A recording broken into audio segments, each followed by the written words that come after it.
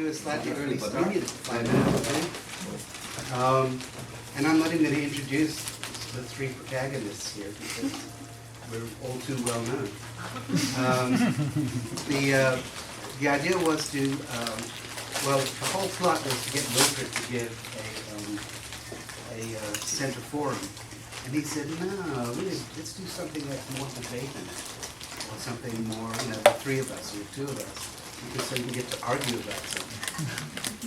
So I think that's what's going to happen. Wilfried also thought that the format should be Kermit, Statler, and Waldorf, which means Kermit the Frog here is going to, he's the most prepared of all of us. Go figure. And is going to pretty much introduce the subject and also sort of frame it. I do have some things to say. I think Kevin does too. They may or may not be direct responses to Wilfried. We've just had a short conversation, really. But hopefully it turns into really a bigger conversation. The things I've been thinking about, I think I'd like to probably do a spring forum where I sort of flesh that out a bit more. But maybe Kevin will do the same. But today it's Wilfried's lead, and our responses, and yours. And we'll try to make sure that it's open to the floor by 20 to 1 or so. If you would, as a rule, let's try, even if you're impatient and wishing you're out of the room, let's try to stay until 1 o'clock, because it's kind of disruptive when people start leaving. And then, of course, stick around after for that talk. So with that, I'm going to invite Wilfried to kick off the game. Thank you. So do you all know Statler and Waldorf? No? See, this is what I thought. Yeah, it's from Kermit, the Muppet Show. So the Muppet Show had these two old guys. Ageless. And these, the two older guys were sitting in the box and making snide comments about, how bad the show was. Enjoying the kind of last bit that they. So that was the characterization of this event. Anyway, no, Michael successfully got me involved in this, and so I thought, given of course, the many big questions and the many political issues that we are facing, not just in the United States and Europe, across the world. What are all the kind of pressing issues that we're confronting, or that we are being confronted by, and what is our response? So the format is, if these things are next, then what is our response as architects? Right. So rather than to fall into deep periods of depression, which would be very easy, and I think most of you have experienced it one way or another, on certain topics. I'm offering you certain issues that are confronting civilizations in general, but I'm also giving you answers that come from the profession. Right? So, topic number 1 is, if climate change, provided that, of course, you believe that exists, then, of course, resilience is the answer. And one example of many examples that are being provided specifically by landscape architects and regional landscape planners is how we can make, for examples, here the floodplain in the city south of Shanghai, more prepared for flooding, and how that then becomes a means by which large cities are a little bit better prepared to absorb stormwaters. And these are some of the well-known detailed solutions. So resilience. If globalization, then the answer is bottom up. And here the case that I'm providing is a school designed by Quéré architecture. Francis Didier Quéré, he also came and gave a lecture here a few years ago. Has always proven that he's been able to use local resources, both in terms of materials and labor, to create these quite magnificent buildings. Schools, this is a 9 classroom size school with I think it has a medical section to this as well, where for first time in their history they've been able to provide education on a broad level, and of course that's something that is an absolute sine qua non for any kind of civilization. Number 3, if digitocracy, then the answer is manual skills. And of course this is a big debate. There are many of us who are benefiting from the advantage of the internet and of digital technology, but at the same time we're also subject to forms of control that we've now been able to discover over the last few years with Facebook and so on, with algorithms and data being sold without the knowledge of the users. So this, the example is the primary school for a fishing village in Ecuador by the architects Albalde, who were called one day by this community who said they needed a school. And the architect said, well, what's your budget? And the answer was $50. And they said, okay, we'll do it. So they came to the village, started developing and planning things, and with local materials and local skills, they constructed this school building. That has led to many controversies in Ecuador itself, which I won't go into, but the point is that they have successfully engaged as architects in a community and have transformed it. Again, a community that didn't until then have a school. And of course, number 4, if icons, which of course is also a product of digital software, then the answer must be not to create more icons but examples, paradigms. And the case here is the project by Drouot-Lacaton-Vassal in Paris, a transformation of a 1960s high-rise social housing complex that was run down, neglected, and this is how the interiors looked before alteration. This is how it looks now. The principle has been to add another layer of winter gardens and thereby to transform the aesthetic into something modern, quasi-Mesian, and this has become so desirable. It's kind of a victim of its own success that now there's kind of a gentrification process happening within this building.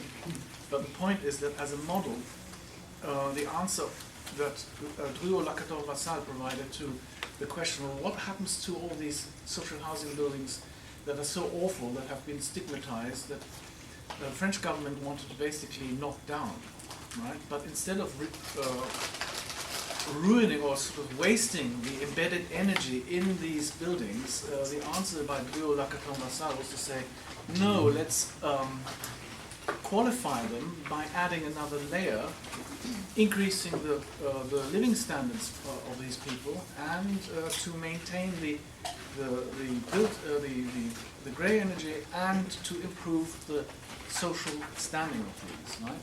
Now, this is an exceptional project, but it's been the model project for a number of projects of the type that these and other architects have done since then, and it's a solution where the residents have stayed in the building while the transformation process was taking place. So it's a very important thing that the social network is not destroyed within the building itself. Right? So I think it's one of the most fantastic examples from my perspective.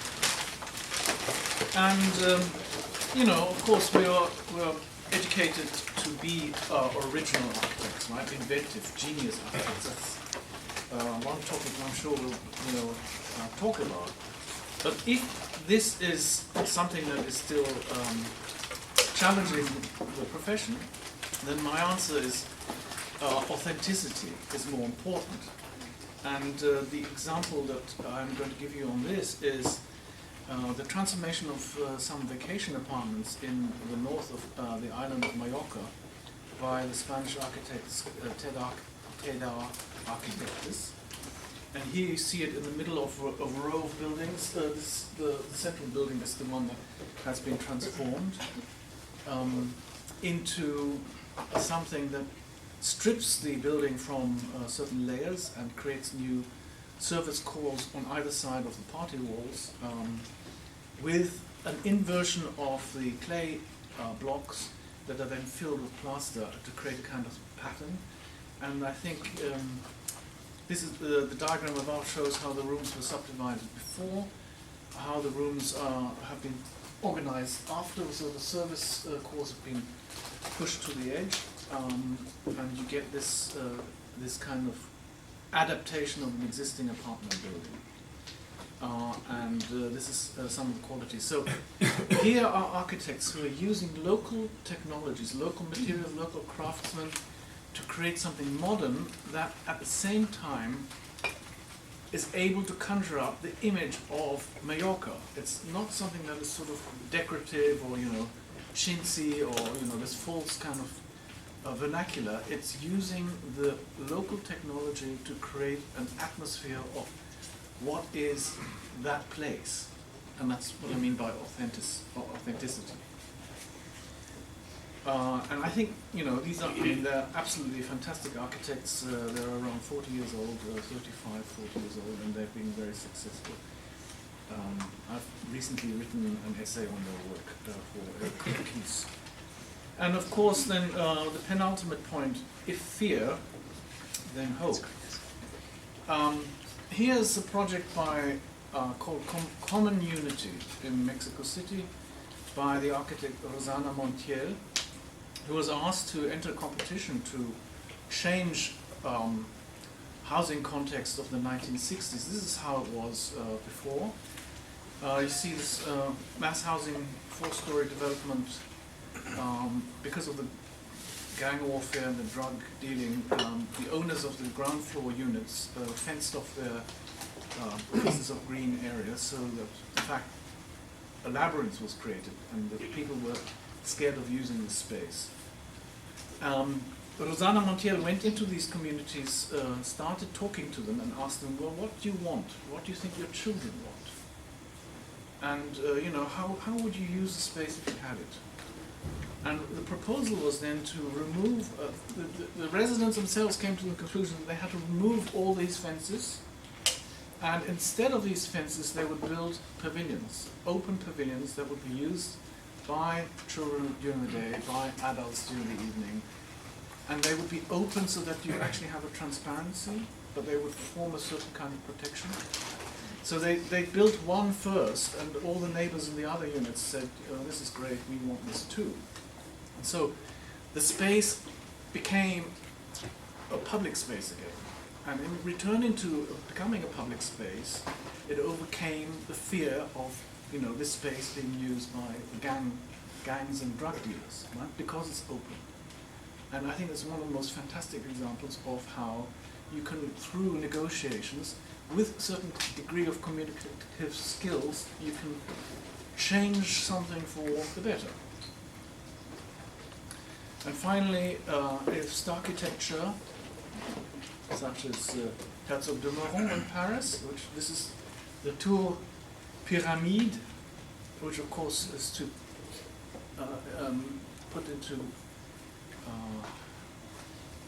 you know, the Eiffel Tower is to be pale beside it, and the Iron Pay's pyramid, glass pyramid, is to pale beside this too.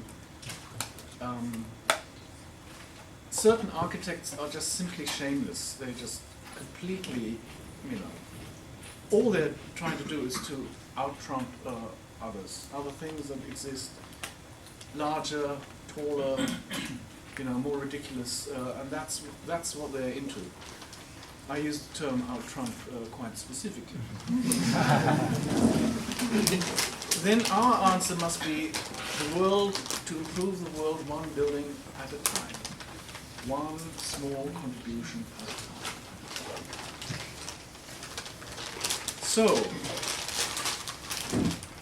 it's not so much what can we tell you about the future, to use a Kennedy phrase, but how everyone can shape the future, or how everyone can make a contribution. That is the message. It's not to wait for the next style, not to wait for the next star, not to wait for somebody else, but to go out and make things ourselves individually the best way we can, using these kinds of challenges to be clear about what our goals need to be. Okay. Hey, Thank you.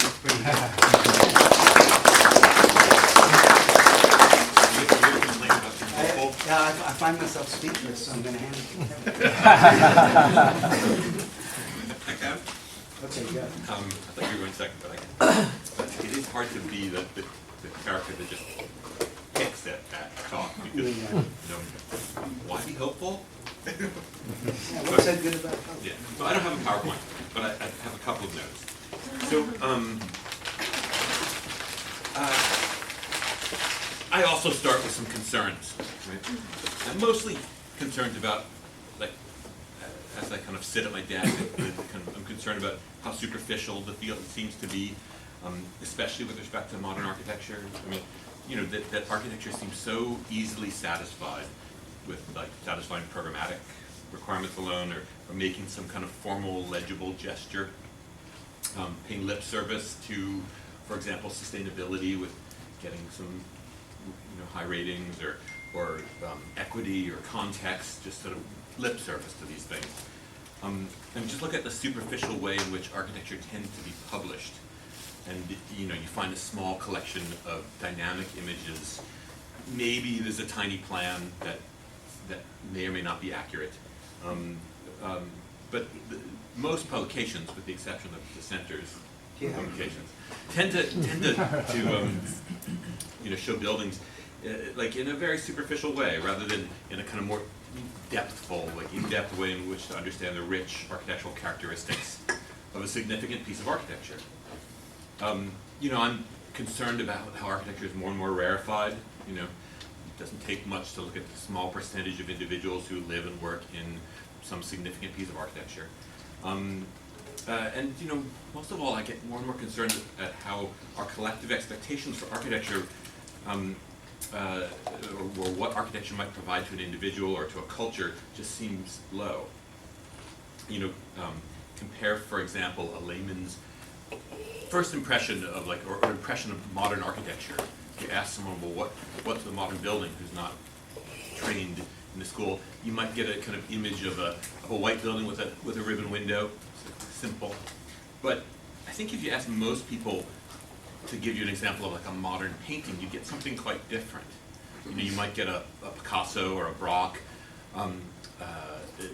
where, like, if it's a portrait, not only do you see the front of a person's face, but you might see the side of their face. You might see them in movement. You might see some sense of the kind of thoughts in their head. Like, the expectation for art is actually much higher, I would say. That it be, complex, insightful, maybe beautiful as well. So, like, where is that collective expectation that architecture would also provide beauty, insight, poetry? But it's like, I don't think you can be an architect without being fundamentally hopeful. I mean, I have concerns, but I can't practice without taking the position, at least, of being, like, hopeful for the future. So, for me, the future of architecture needs to take a lesson from art. Like, what's next is the expectation that architecture becomes more like fine art and provide beauty, insight, poetry, meaning, on, and it's not simply providing kind of shelter or superficial gestures towards something seemingly relevant, but rather it's valued for its firmness and its delight, for its poetry, its beauty, its insight, for its intrinsic architectural qualities. So in this regard, I've got a proposal, right, for what's next, how to get there. He said he was unprepared.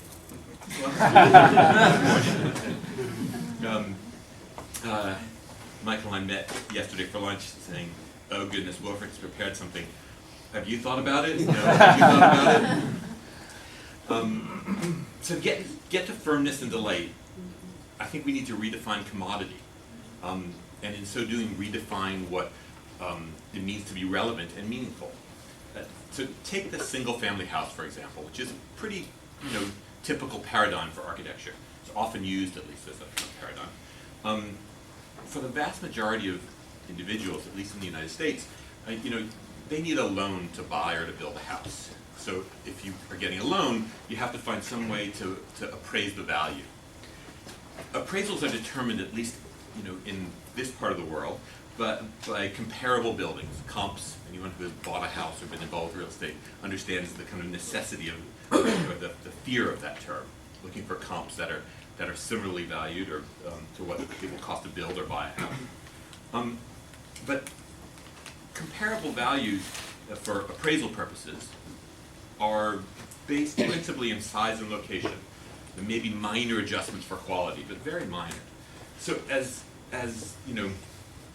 buildings get more expensive, it sort of makes sense that you see them just getting bigger, but not built any better.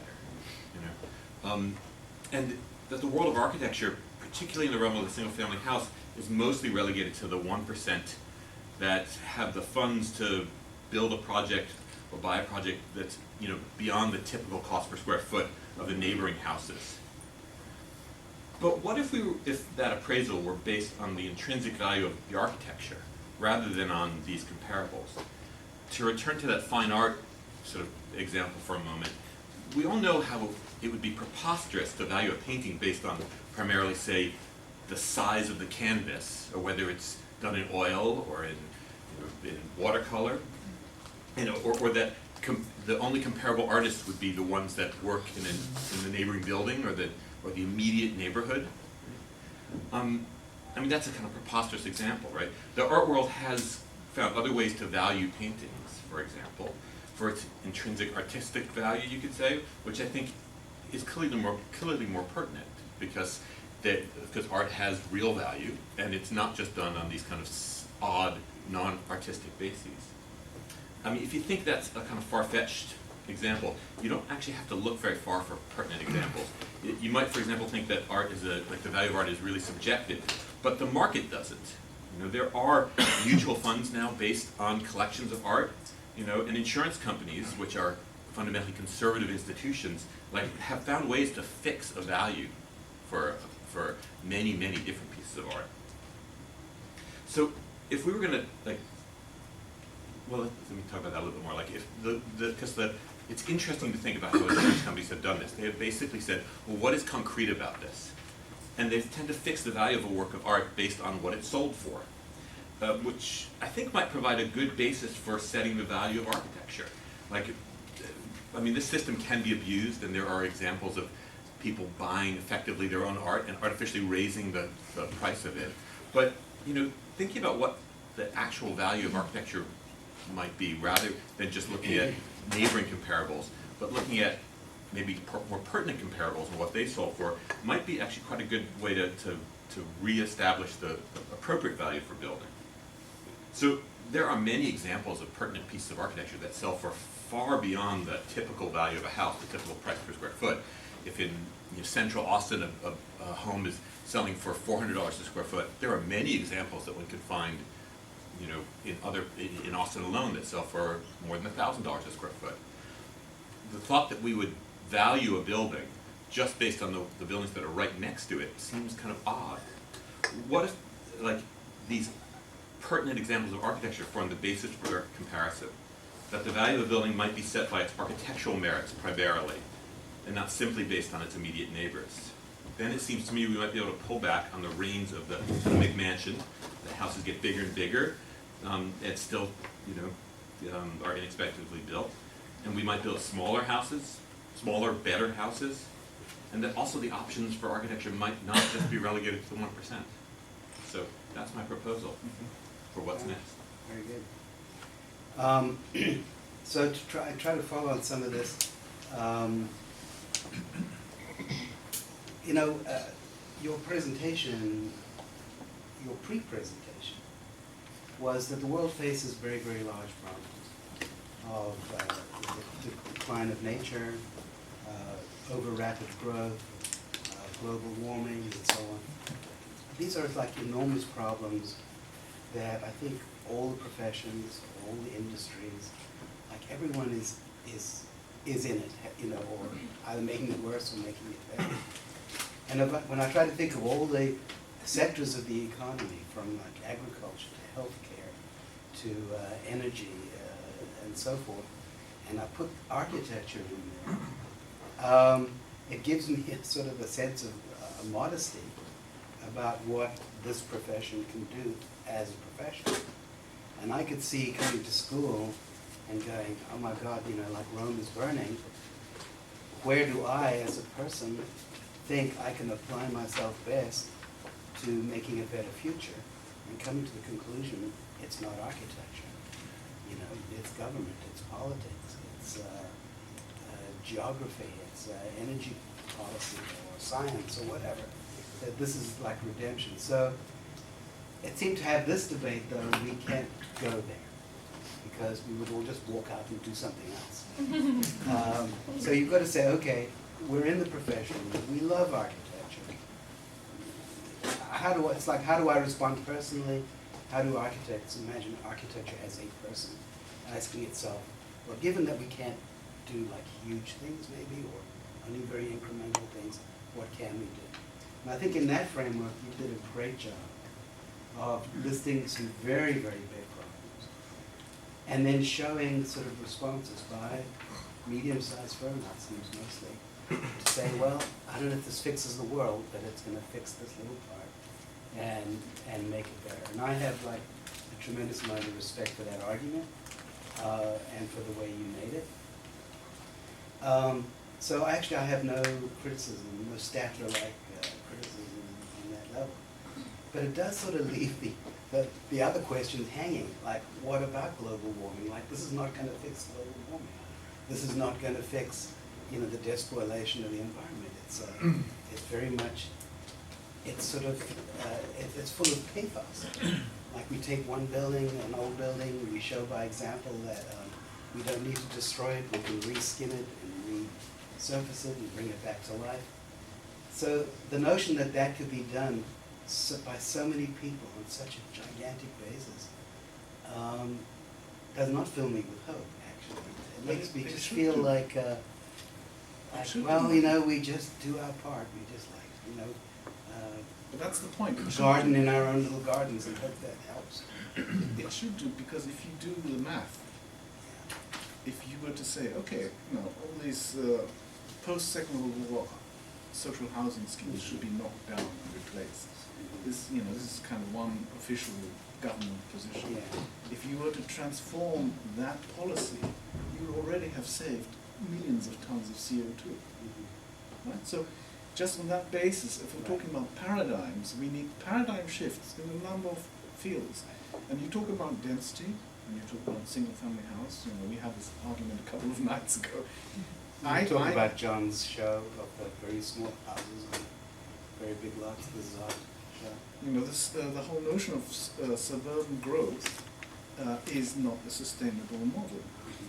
So I would take the position against, I think, the kind of prevailing belief in this part of the world that suburban development should be stopped. And we need densification within the existing urban fabric. This is the approach we've taken in the studios that we've taught here on the future of Berlin. Because if you think about the rate of growth of most cities in the world, and that is in Germany, in Russia, in China, in the United States, everywhere, it's been a kind of lateral expansion. The pie gets wider, thinner, and so on. And so if you think about that aspect, we need a political a change in policy, but we also need within the profession a change in understanding of what we are doing. So the single-family house, as it's been taught in the history of architecture, right, from the Villa Savoye to Falling Waters and so on, we have to reform that curriculum. We have to look at how Except, wouldn't you say cities that should grow. one person in 10,000 gets to build or live in a falling water? Well, nobody lives in falling water anymore. Wow. This is the point. The interesting thing is a lot of these icons are no longer actually used in the way that they were actually intended. You know, Farnsworth House is a museum. All these places are museums now. So how can we actually make something that is capable of leading a quotidian life? Like I said the other night, I don't think that's a rebuke to these buildings at all. No, it's not a rebuke to these buildings, but it's a rebuke to the way that we teach architectural education. Architectural history, sorry. Yeah. I'm going to let you speak to that. Well, Go ahead.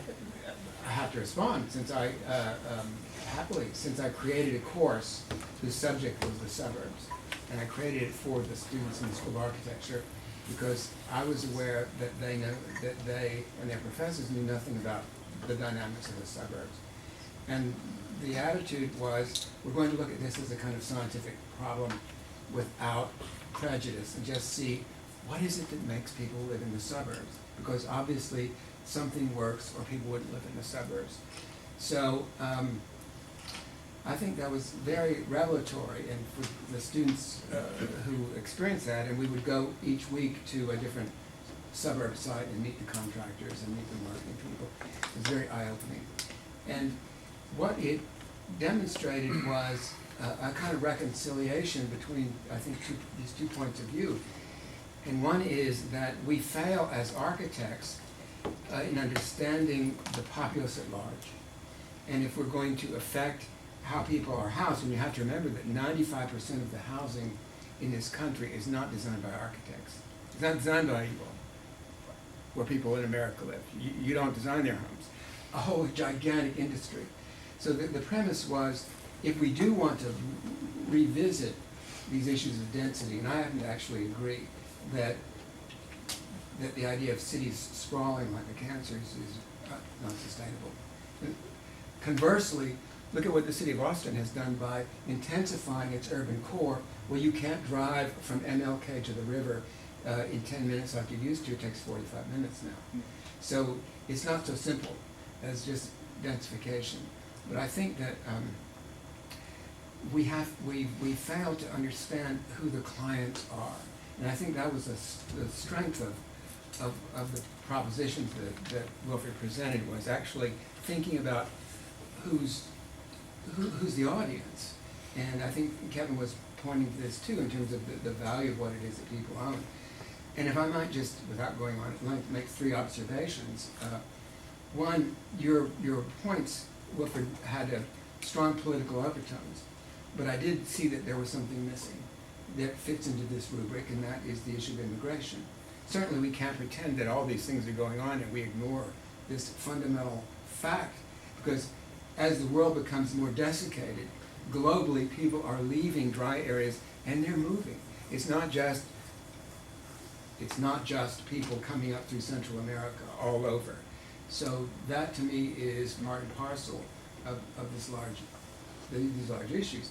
And my second point is, it was interesting that the examples you showed, there was one from North America in Mexico City, but if I'm not mistaken, not one from the USA, Right. which is really stunning and really makes you think, where you are and what you're doing. And then the third point, to address Michael's observation about modesty, is very appealing. But if you look back at the last 110 years of the history of modern architecture, you have to realize that the history of modernism in architecture was driven by exactly the opposite point of view. And that was a conviction that architects have the ability and the obligation to transform the world at a large scale. Now, whether the results of that were good or bad, and I think they were mixed, that was an agenda that we've inherited. So that's interesting to think about. Is that agenda, in terms of our legacy? I would think Wilfried would claim to be very much in that tradition. Yeah? Oh, I think I see it. I mean, the sort of social redemptive tradition. Yeah, sure. But I see the legacy of modernism, especially the Bauhaus, which with much more of a critical view. And I think that the social housing silos that have been produced all over the world are not positive, have not been a positive development, because they've socially segregated and functionally segregated people, alienated people from their environments, which in the end has led to many psychological, social problems. And we're just cleaning up after all that stuff now. So, you know, I think that the question how urban development should happen, I have not addressed that aspect explicitly, but one point of view, of course, is densification and the aim of suburban development. That as a policy statement. So, Kevin, I'll come in right after you. Well, no, go ahead. Several years ago, I spent many years with our faculty colleague, Michael Odom, writing about sort of economic theory, sort of theory of value. We wrote a long paper, which after 5 years actually got published, and then never read. But the original working paper was called Better is Better Than More. And it was a sort of an attempt to sort of understand how an economy could grow without growing quantitatively, which is how an economy could grow only by growing qualitatively. So the idea of quality economic growth. Be better everything, more nothing. Okay? The fact is that our GDP measures and our entire economic system is based on the countability of commodities and goods and in number. Productivity measures work the same way. Qualitative measures of A being better than B, this goes to Kevin's point, are not built into how banks work, how finances work, or into how national accounts work, and therefore how economic policy is set. Now, it turns out that there are actual moves to try to measure things other than GDP, like gross national happiness, human progress indicator. There are other things, there are other ways to sort of measure how well we're doing. But those measures all have problems, which is it's hard to tell from those what in the economy is producing them, or how to sort of produce them. And it struck us that what we really need is a way to, you know, holy of holies, quantify quality, so that we can, you know, it would not be obviously number of widgets per minute or whatever, but it would be a way of letting qualitative judgments, as in appraisal instruments, reflect the quality of a good, so that when you pay for better, you know why you're paying for better. And that would allow economies to expand without expanding. But they expand into qualitative space. I think that's, you know, that your points, your 2 points, are exactly the direction in which things should go. Yes. And the thing is, we are now at a crisis point at the level of quantification. Because, for example, if we were to say we're just going to stick to the current economic model, where a car manufacturer can manipulate the diesel emissions. Who would do that? And then, you know, pretend that, you know, oh, it's all above board. And the results, however, are that the inner city pollution levels are such, they're measured, they're quantified. And people are very unhappy, and you know, the number of deaths as a result of this kind of emission have increased. Effectively, in cities in Germany, diesel engines will no longer be permitted to be driven, right? So if you talk about the kind of level of measurability of happiness, all owners of diesel cars are miserably unhappy. And so there's a political backlash. So there's a political backlash, and there's a question, a challenge to the issue of quality, right? So I think that in those terms, we have reached the utmost level of what the environment can take, what people can take. Right? So your model is absolutely, or your argument, your 2 arguments are absolutely on time and need to be introduced. So But here's there's my a difference in concern. the 2 arguments though. Like one is, and in the way that Anthony, you were talking about it too, and as opposed to the way I was. One is looking at policy, and the other is actually looking at something that comes not from a kind of larger governmental organization. Like I feel like, I mean, it's one of these things, as a practitioner, I run into this issue all the time of having to somehow, in the same way I was taught, like, well, you have to teach your clients how it's, why it's worthwhile doing this. And, when you represent your client's best interests, it is hard to say, no, I think you should spend more money on this, even though if you turn around and try and sell it, it wouldn't be, like, it wouldn't be worth it. And I actually can't, with a straight face, tell a client that spend more money on this if they have any concerns about money, if it's not going to be worth it to sell it if they needed to. So I feel like this isn't disagreeing with the argument you guys were making at all. It's just saying that I wonder if the what's next is actually to look at a different way to value these things, so that we encourage, all of us agree, smaller and better made, it's great. I've gone through that conversation with clients so many times, and then as soon as you get into the question of, like, well, what is it, will it be worth then, because it's my major investment, you can't convince someone that, it wouldn't be fair, actually, to say, no, it'll all work out. I think what everybody is gravitating here is the big elephant in the room, which is the contemporary state of capitalism. I thought of my friend Raul Mehortra. He has a sentence that I love, which is impatient capitalism. There is a fundamental contradiction between architecture as a value and the current state of impatient capitalism. People play on their balances and the investments to get a profit in 3 months. All right. So many of us have come to that conclusion. I specifically came to that conclusion too. 10 years ago, and probably dedicated 5-6 years of my life to studying economics. I remember those papers. They were good. Right. Yeah, thank you. I read them. They are. But you know what? Almost no one else has. And it was not, I shouldn't, that's what came out wrong.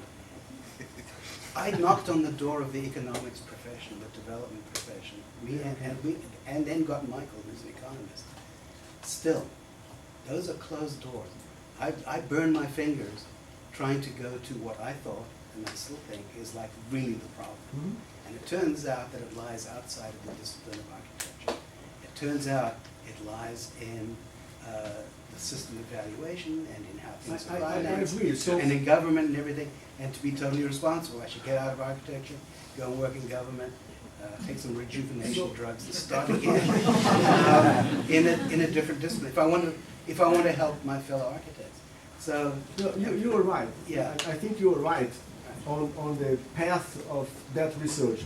So But in here's that what I want- sense, given the boundaries, Yeah. given the boundaries of our profession and our Yeah. scholarship, then kudos to Wilfried, because at least he addressed really well the coloniality of modern architecture, the historiographic architecture. I think Anthony was very sharp on pinpointing that he presented 3 examples from Europe and 3 examples from non-Europe.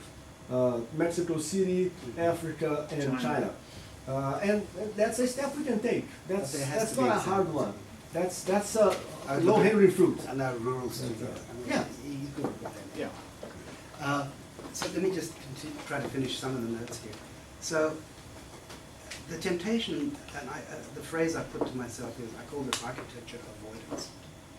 That is, because we feel like the fires are burning elsewhere that need to be put out. A lot of us, I think, go outside of architecture. A whole lot. I'm not saying, become biologists or marine biologists, but like urban planning, real estate, landscape, government. It's like all the areas around architecture. And even in studio, we start giving projects that actually are not architectural agendas, but are social agendas, which I think more or less you're doing yourself now. And my concern is that we're sort of abandoning ship, and that if, God willing, we actually turn things around in the world, the ship will be empty. We actually won't be able to deliver the quality that we've set ourselves up to deliver. It's like who's taking care of you know, the subtleties of architecture. And the other phrase I wrote to myself was, for me, what's next is facing the mystery of architecture. For me, you know, it's a genuine mystery. What makes a beautiful, habitable, ownable, lovable, careable building?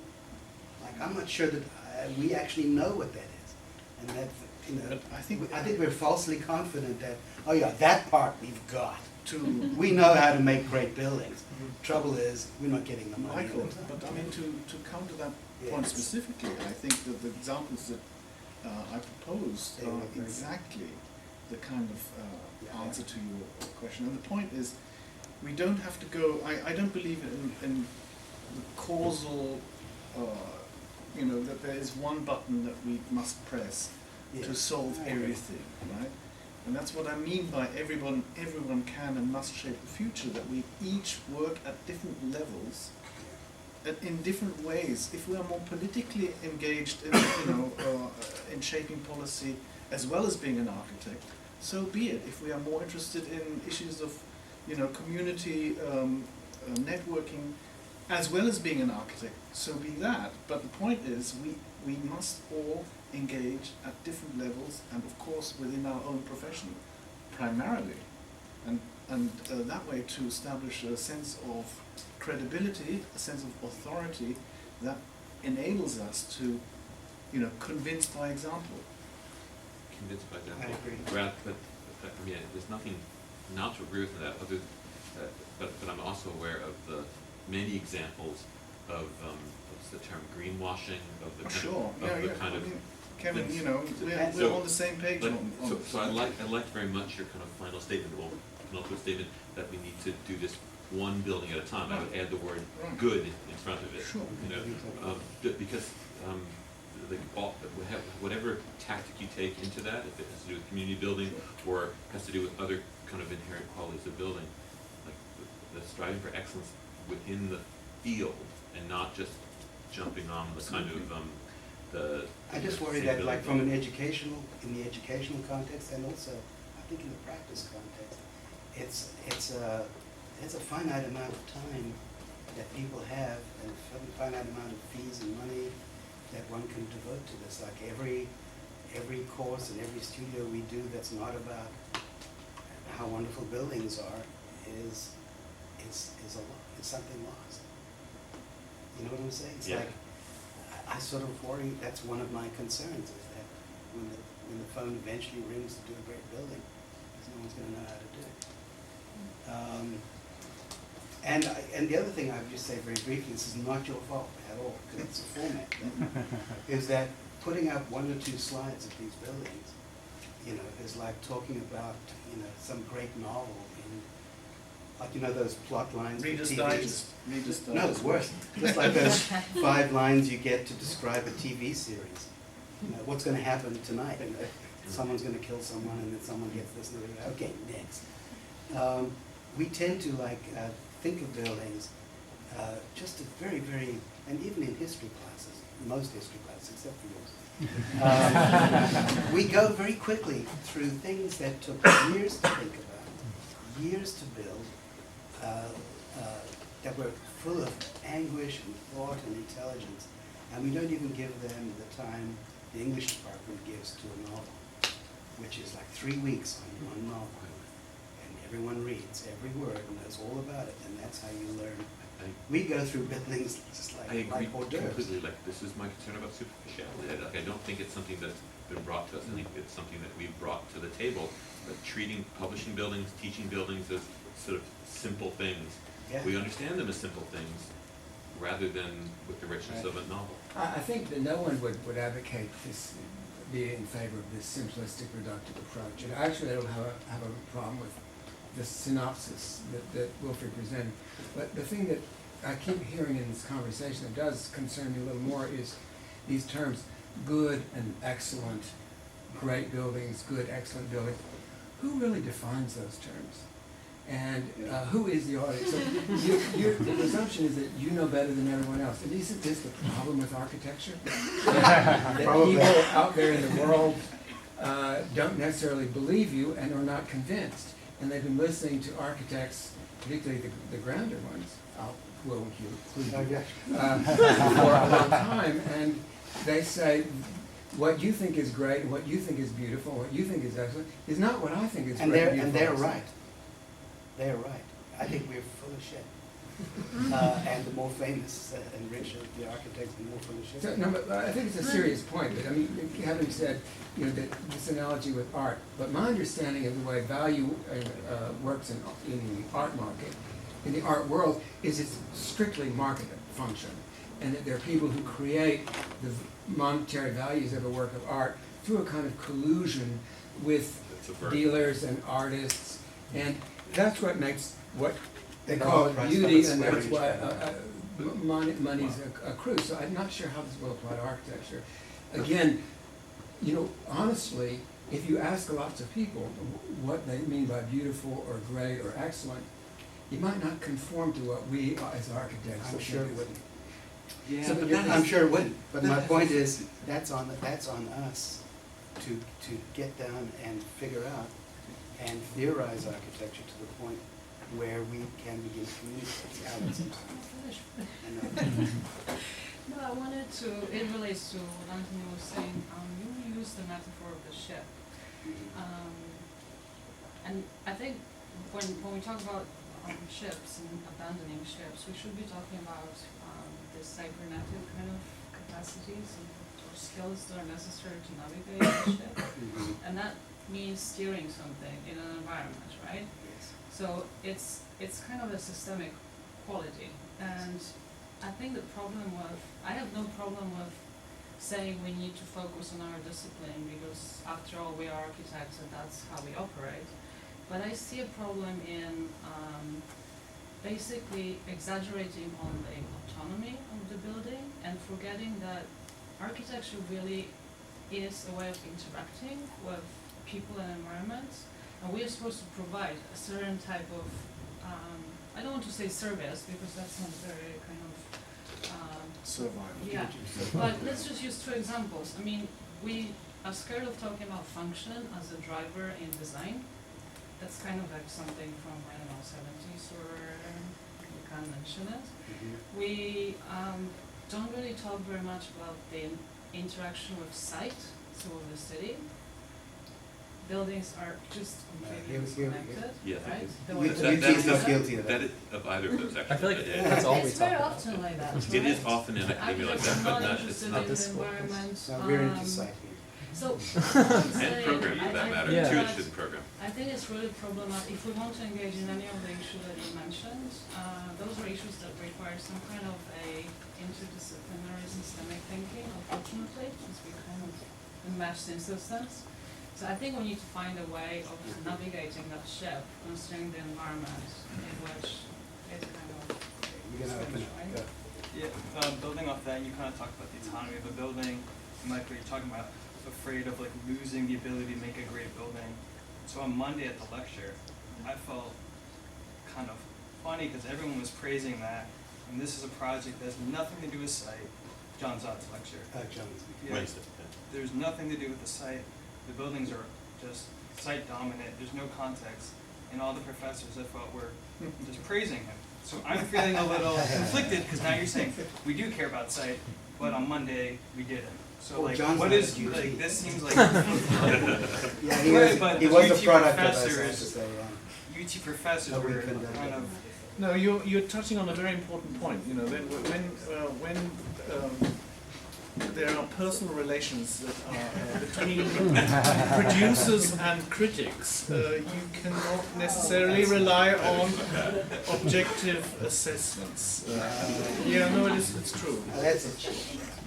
At least he didn't call you a hypocrite. And we're just talking about the horribleness of suburbs and all these things, and then it just felt like very, relevant. It was only 4 days ago But where John- we had a lecture that was about these, saying that people want to move back into these things, and I just thought that was very bizarre and actually very off topic and not actually what the world wants to do. So I think that this idea of can we build a great building, but then the consequence of sometimes we build a great building, we're just still building a thing on a plinth that is devoid of context. So I just would question Yeah, your well, motive with that kind of curriculum. geez, how do I even get to that? John's perfectly aware of how difficult an economic proposition that is. And I think if you listen to him carefully, what you were actually seeing was more like performance art. It was not a guy who's seriously going to like convince developers to build these tiny, exquisite houses on these gigantic back lots. The whole thing is a kind of an art project, including the sort of the imitation sales job, you know, with the slogans and all the rest of it. My fondness for his approach has much more to do with his reliance on rendering to prove the quality of architecture. His like intense attention to the micro moments in architecture of light and material.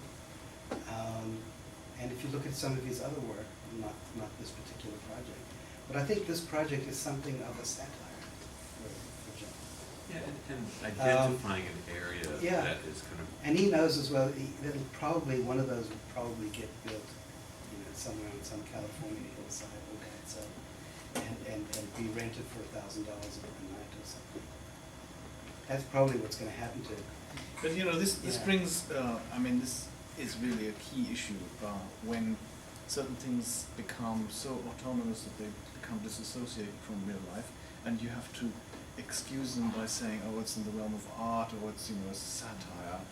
And a lot of people don't see it like that, right? So I think when technology takes over and it makes things look so real that you can get away with certain lies, even with the premise that brings it about, I think it's highly problematic. I think we don't have the resources, we don't have the time to play around like that anymore. That's my position. Yeah, I mean, Have actually, you I think seen you the have to. Shibuya Hotel project? Yeah, I know, I think it's brilliant, but you know, if you've got, you know, it's like a pianist who's absolutely technically brilliant but doesn't know how to express the music, right? When technology goes amok, then, you know, it doesn't excuse the end product. Wilfried, what you, and sorry, I don't know your name, but what you two are talking about is actually more relevant to the talk we had on Monday, not on Wednesday. To Greg well. Lind, Yeah. or whatever, Friday, that's right, Friday, no, Wednesday, not Friday, whatever it was. What we had. Monday was a whole other When thing. Greg Lind was, When Greg Lind was talking, particularly yeah. with the buildings, I mean, that is much more relevant to that conversation. I think the John Zopp thing, I don't want to defend the work, but I think that was actually more in the realm of a kind of position than it was a serious proposition for a building, although you could see how it could evolve into a serious proposition. I mean, like Anthony said this thing that is really disconcerting about like architects not actually knowing what individuals want, and then this kind of conversation that happens a lot in architecture school and in discourse about like architects knowing better, or if that's a bad thing, if it's just hubris. But actually, part of the profession of architecture, part of being an architect is actually knowing better, is actually being able to lead the way towards doing things that are truly special, right? And not just because they happen to be politically correct or dealing with what Michael was kind of talking about an extra architectural sort of notions. Not that they don't have to do with architecture, but you know, something like sustainability. Something that doesn't, just because it's sustainable doesn't make a building great. There are other, it can help that, but there are other things. And I feel like actually architects, they've spent so much time just trying, like in general as a profession, we spend so much effort sort of ignoring these kind of concerns. But I don't actually think the answer to that is to say, like, to ask someone, well, what do you want? Because they will just tell you what they know. You know? We do have this special role. My sadness is that the public's perception of what we do and what we can offer and how we can contribute is just really diminished. And so That's true. we do have this obligation to educate and uplift, but the perception of what we do and who we are is not right. Yeah, but And people, I mean, I've encountered very sophisticated people in Austin, people who had money, who told me they were looking for houses to buy, those go and they together. said, the last thing I want to do is hire an architect. And I said, well, why is that? And this person said, who's fairly well known in the community, said, well, the egomaniac would bankrupt me. And so this wasn't meant to be facetious. This was just an honest remark. So the idea of bringing to the table this insight and this uplift That's not what most people Right. out there think. We may think that amongst Right. ourselves. But it is a problematic and often kind of a common description of an architect. Although, I mean, I have argued and will argue that that's because that example is incorrect. Like actually, I think personally, to be a kind of extraordinary architect, one has to be slightly schizophrenic, and one has to be able to have two minds. On the one hand, you actually have to have that kind of hubris to be able to tell someone with money or who's smart and that knows things that X will be better for you than Y. But then also modest enough to know that it is not just the architect's work of art. It is this person's. We still own. read the Greeks because we still read the Greeks because we know the cost of hubris. And the problem is just that, Kevin, is that we assume we have to have a kind of hubris to inform the world who's ignorant of the knowledge that we have. But I don't agree. I think that there are ways of communicating to people. And I think what Wilfried showed was a whole array of examples of interacting with people without that kind of condescension. That we've got hubris. And Cisco's going to have the final word. That's a poor decision on your part.